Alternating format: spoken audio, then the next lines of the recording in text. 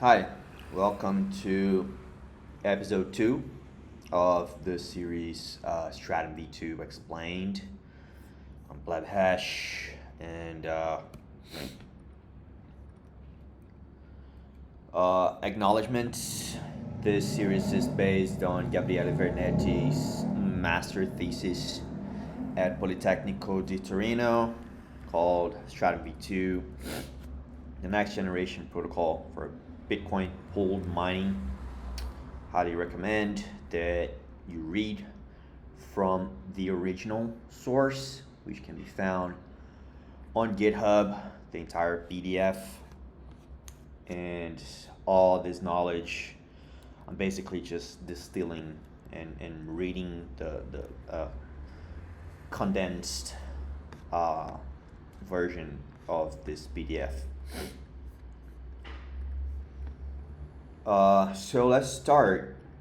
In the beginning, there was the getwork, which was an RPC method that was introduced into Bitcoin Core in 2010.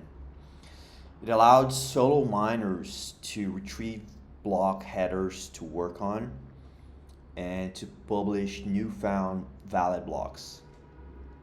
In the context of pool mining, it also allowed for pools to retrieve block headers and distribute jobs to miners, and miners to submit shares to the pools, and pools to publish newfound valid blocks. So a miner would send a getwork request to the pool server, and they would get a response back, and they would start mining, doing their work. They would also use this getwork request to submit the shares that they found. Once in a while, a miner would use the getwork request to submit an actual block that was found. And when that happened, the pool server would also use the getwork request to submit this newfound block to a Bitcoin D, a Bitcoin Core full node, basically. And that would mean that the block would propagate over the network, and the pool server would get the rewards for that. There were a few limitations with this RPC. Basically, it only allowed miners to change the 32 bits of the nonce field. And as we've seen previously, miners quickly started to optimize their hardware so they would get more and more hash rate. So for a miner with 4.3 gigahashes per second, the entire search space would be exhausted in 1 second, and the hash power would be idle until a new job was distributed. There were a few protocol extensions, like the X-roll end time, that allowed to increase the search space by changing the timestamp field within a limited range, but that wasn't really a perfect solution, and it soon became very clear that getwork was just inefficient. So then there was getblocktemplate, also known as GBT. It was introduced by Luke Dasher via BIP 22 and BIP 23, which maybe we can Google for them. BIP 22. So this was the original BIP, and this is where Luke was introducing this new RPC. So the main motivations there were to solve the issue where, as hash rate increased, the non-search space was exhausted too quickly, and also to decentralize the power that was coming from pool operators, which was a central point of failure and censorship, allowing for miners to select which transactions would go into the block. So a miner would submit a get block template request, and this request and this request would contain a couple of fields, basically a mode field and a capabilities field. This is all described in the BIP, so I'm not going to dive into it into too much detail. But basically, the pool server would send a response, also with many fields, and this is the description of these different fields. Again, you can just refer to the BIP for more details.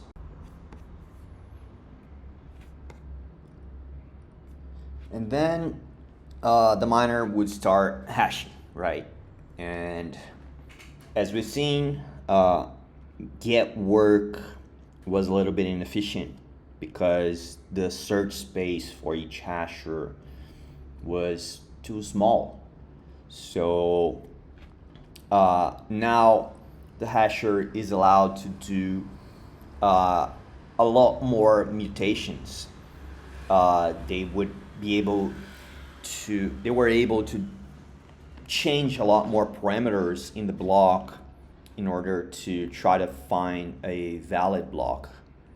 And they would then call this submit block request, which was also introduced in the BIP. So if we open the BIP 22, we go into the block submission session, we can see that this submit block RPC was also introduced with this BIP, and that's how the miner, the hasher, would submit their shares as well as the blocks. Eventually the hasher would find a valid block, and they would use that to submit that to the pool server.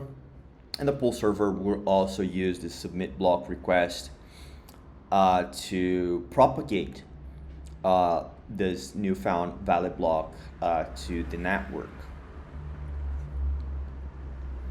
So there were also a few limitations with getblocktemplate, and around the same time, 2012, Marek Palatinus, also known as Slush, the founder of one of the first Bitcoin mining pools, which was called Slush Pool, announced his alternative to getwork, which was a protocol called Stratum. And the performance of Stratum was better than getblocktemplate. The design was cleaner and easier to be understood by the mining pool operators of that time. So thanks to these efficiency improvements, Stratum became the standard on the industry. So let's look into it. What is Stratum, or Stratum V1? Now that we have Stratum V2, it also makes sense to call Stratum as Stratum V1. So just like getblocktemplate, Stratum was also aiming to solve the problems with getwork, meaning that the available mining hardware was already able to exhaust the non-search space too quickly. And that resulted in frequent requests for new jobs and networking congestion for the pool.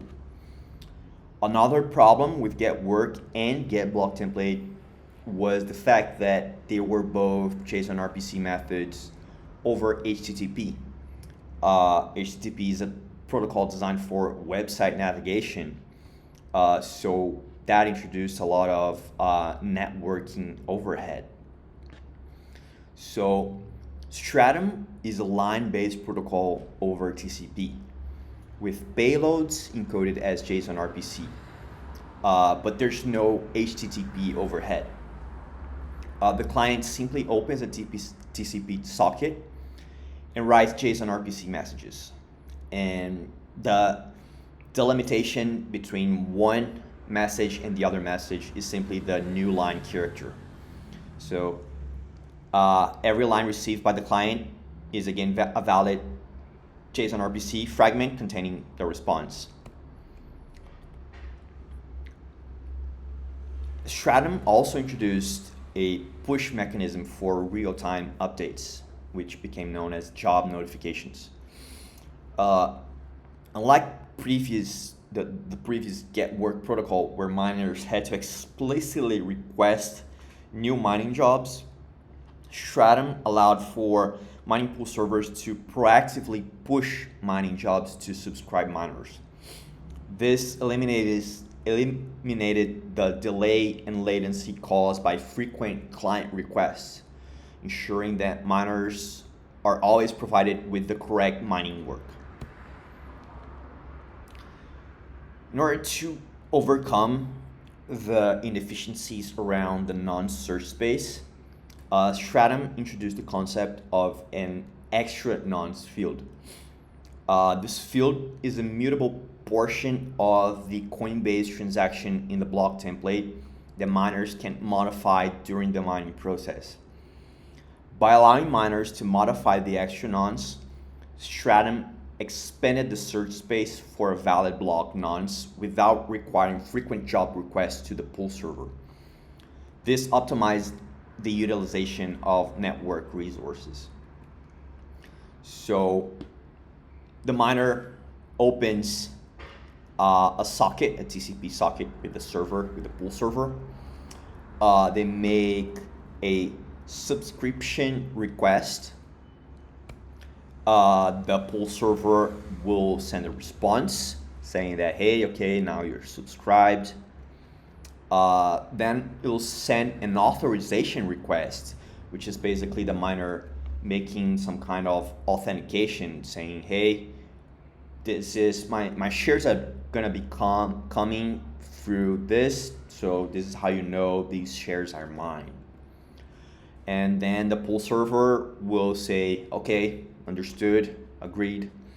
That is the authorization response. The pool server will then periodically set a difficulty notification so that the miner knows that, hey, this is the current networking, the current difficulty in the Bitcoin network.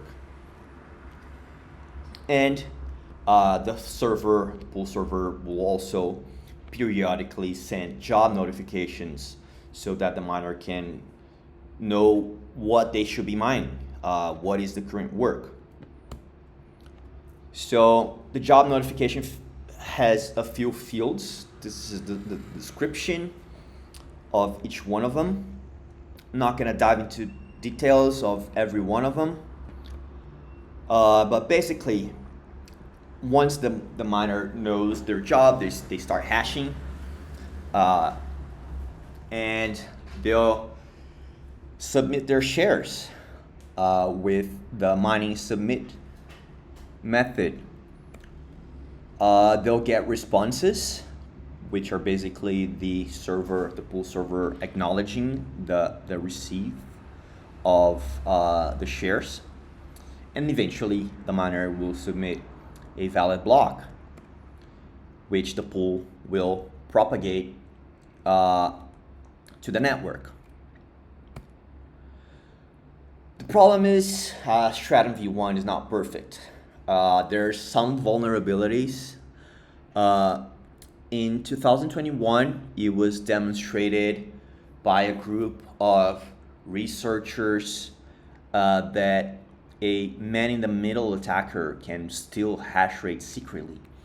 This was presented at the Black Hat Asia conference, and basically that showed why Stratum V2 is needed. Stratum, the pros basically are the efficiency and the scalability that it introduced, the easy implementation, wide adoption by miners, but it's vulnerable to hash rate theft.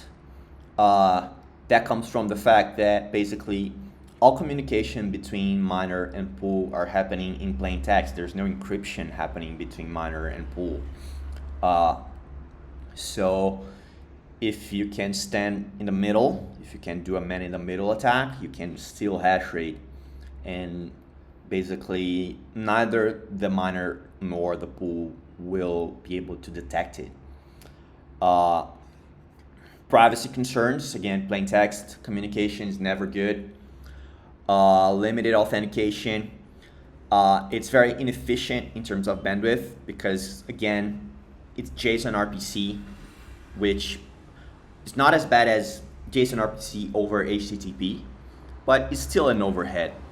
There's more efficient ways to make this communication happen. And finally, Stratum still allowed for transaction censorship by pools. This getblocktemplate by Luke Dashier tried to address this, but since just coming back to getblocktemplate here, since getblocktemplate did not see a lot of adoption throughout the mining industry,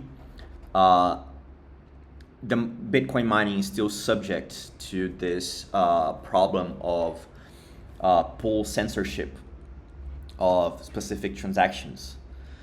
And Stratum V1, unfortunately, did not address this problem. So these are the reasons why Stratum V2 is needed. So in the next episode, we're going to look into Stratum V2. What it is, how it works, the differences between Stratum V1 and Stratum V2, and the current implementations. So yeah, thanks for watching.